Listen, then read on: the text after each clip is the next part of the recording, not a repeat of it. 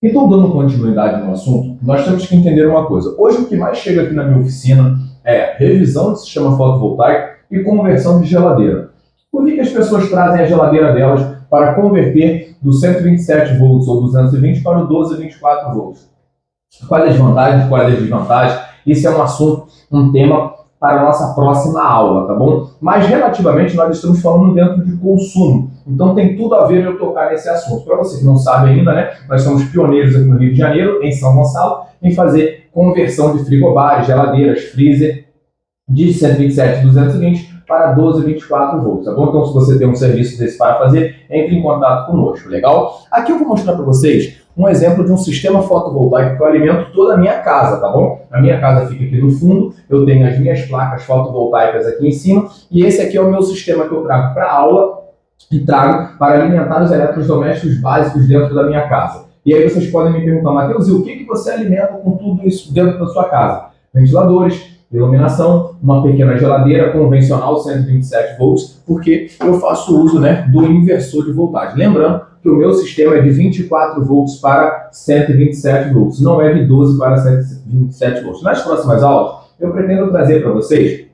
qual é a vantagem do 24 volts para o 12 volts. Qual é a vantagem do 48 volts para o 24 volts? Então, para você que não sabia, existem outras tensões que você pode estar trabalhando no banco de bateria do seu motorhome aí, tá? Não necessariamente vocês precisam trabalhar em 12 volts, não. Vocês podem trabalhar em 24 volts também e falaremos mais para frente quais são as vantagens e as desvantagens. Eu queria mostrar para vocês aqui sobre o tema exatamente dessa capa desse vídeo que você viu. Controlador PWM e o controlador MPPT.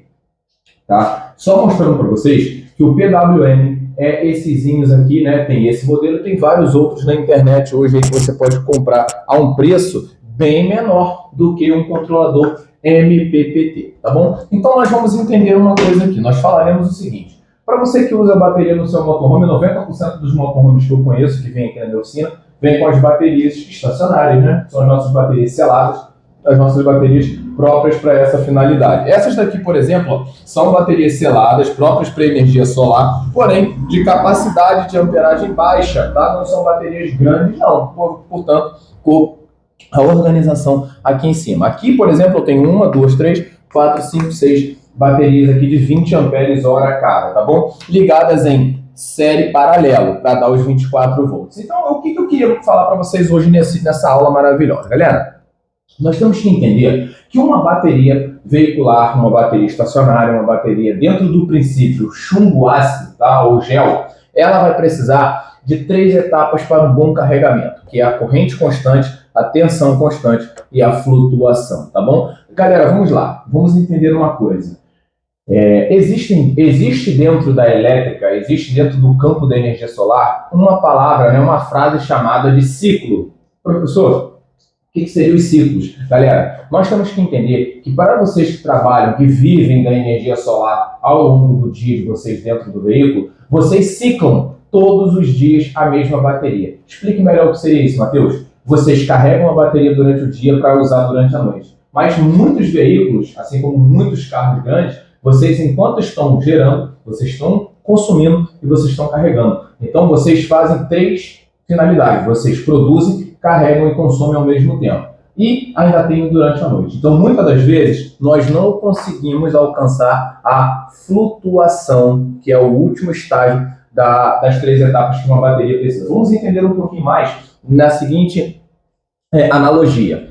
O controlador PWM, que é esse mais baratinho que tem no mercado, esse rapazinho aqui, ele é muito usado para quem está iniciando na energia solar off-grid, né? A galera não tem dinheiro ainda para estar fazendo a aquisição de um controlador MPPT, porque ele é bem mais caro, então acaba comprando o PWM. Tá, qual é a vantagem e desvantagem desse aqui? A vantagem, tecnicamente, seria no valor. A desvantagem dele é que ele não faz as 3 etapas de carregamento da sua bateria. Ele vai fazer o controle, né, da carga, porque vamos imaginar assim, ó, uma bateria veicular para ela poder ser carregada legal, veicular, tá? Ela vai de 14,5 volts até ali 13,8 volts, tá? Beleza. Isso aqui para chumbo ácido. E baterias seladas, baterias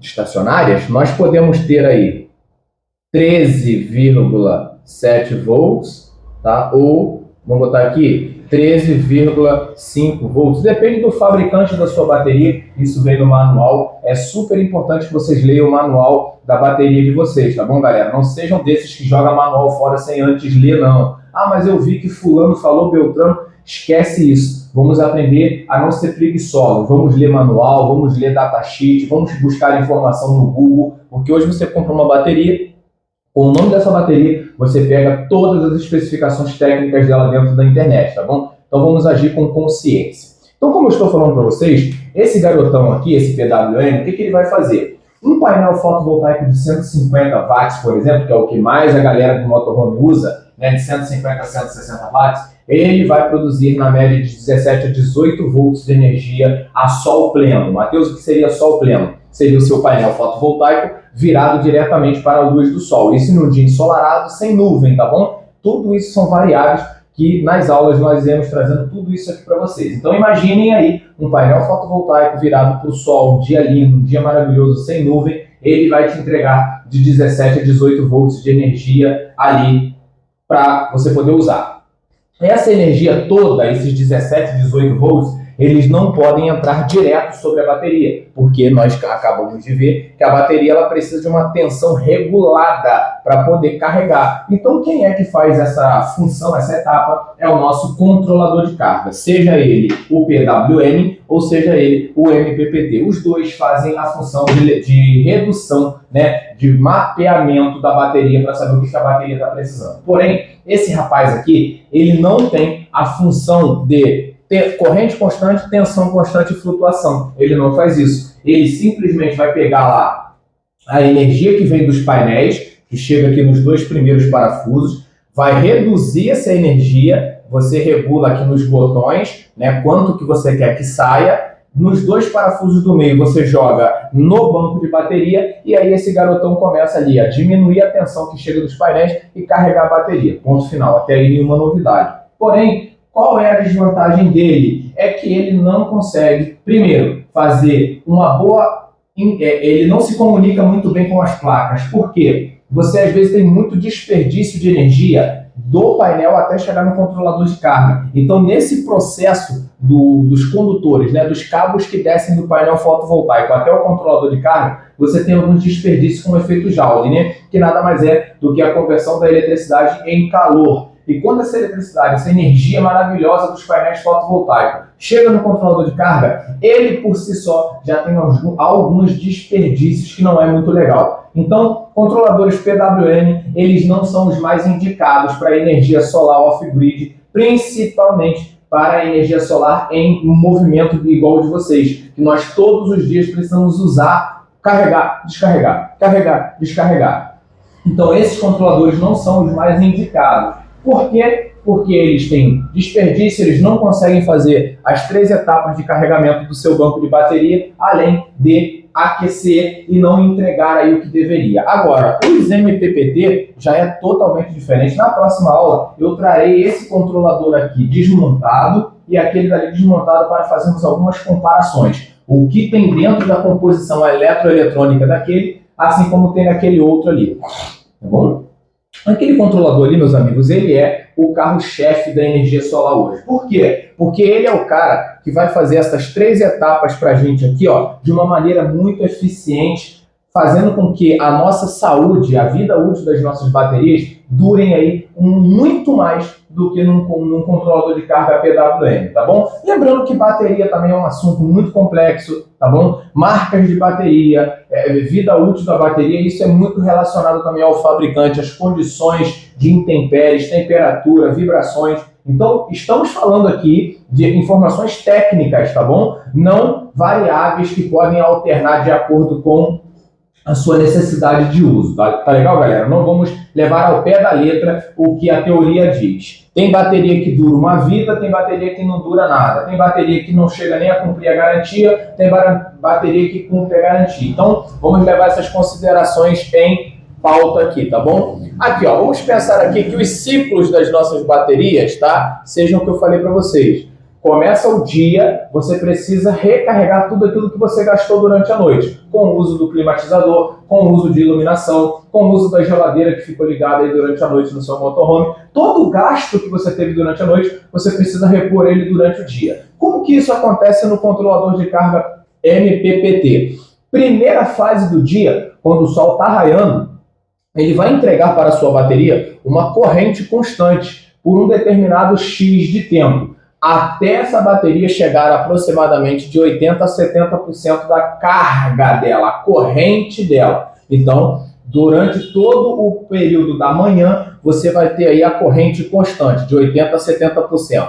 Logo em seguida, a corrente para, o controlador faz esse mapeamento, que é o controlador ali que nós acabamos de ver, e ele vai começar, no lugar de corrente, ele vai começar a entregar a tensão constante a cerca aí de 20%, legal? Então esses 20% aqui que faltou, dos 80% a 70%, é tensão. Então ele para de mandar a corrente e começa a mandar tensão para o banco de bateria. Fazendo esse processo, esse aqui ele dura mais tempo do que esse aqui, tá bom? Então a corrente constante ela vai durar aí, não sei, 5 horas, tá? 4 horas, vai depender da quantidade de painéis que você tem em cima do seu veículo aí. Quanto mais painéis fotovoltaicos, maior é a sua produção e mais rápido é o seu carregamento do banco de bateria, tá? Lembrem sempre dessa informação. E aí, a fase da tensão, é lá os 20 a 30% que faltou, a bateria enche e qual é o último estágio? É a flutuação. Só que tem um sério problema e uma coisa que não acontece muito. Não é todos os dias que nós vamos conseguir fazer os 3 ciclos. Não é todos os dias que a gente vai conseguir fazer o banco de bateria entrar em flutuação. Matheus, o que seria entrar em flutuação? É aquele momento que não tem nada ligado dentro do motorhome, tá? Que a geladeira desarmou, as lâmpadas estão desligadas, não tem ventilador ligado, está tudo à vontade, tudo desligado, vamos dizer assim, e as placas, né, toda a produção fotovoltaica não tem para onde mandar mais energia. Tem um momento onde isso vai cessar. Quem é que vai fazer essa interrupção? É o controlador de carga. E aí é onde entra a etapa de flutuação, que é quando fica a corrente e a tensão sendo mandado bem leve para que a bateria fique sempre cheia, como se fosse uma caixa d'água. A bateria nada mais é do que uma caixa d'água. Então ela fica ali recebendo tensão e corrente. Quando a geladeira religar, todo o sistema começa a funcionar novamente, tudo automatizado. Quem faz isso? O controlador de carga, assim como o regulador de tensão do alternador do seu automóvel faz a mesma finalidade. Quando você dá a partida no seu veículo durante o dia, que o alternador repõe a carga na bateria, o que vai acontecer? O alternador fica só suprindo a carga ativa do carro ali, seja o sistema de ignição de velas, uma seta, uma buzina que você aciona, mas 99,8% quem supre o carro é o alternador. Só quem supre o veículo com o veículo desligado é a bateria. No sistema fotovoltaico é a mesma coisa. Durante a noite nós não temos a produção. Então quem segura o consumo é as baterias. Durante o dia já não é assim. Quando você tem um bom sistema de energia solar, bem dimensionado, bem calculado, bem estruturado, não são as baterias que seguram vamos dizer assim, a elétrica do seu motorhome. Quem vai segurar a elétrica do seu motorhome é a produção das placas, o controlador. A bateria está ali apenas como um estabilizador. A energia do controlador de carga passa pela bateria, faz ali a varredura e se não tiver mais precisando de nada, a bateria não aceita. Ela passa, manda essa energia para o inversor, para quem usa o inversor, e você está usando. Vai chegar no nível da tarde, ou então você está parado num lugar onde você não está com o veículo no sol. Foi falado isso aqui na primeira aula. Temos que tomar muito cuidado com um cálculo para energia solar para motorhomes,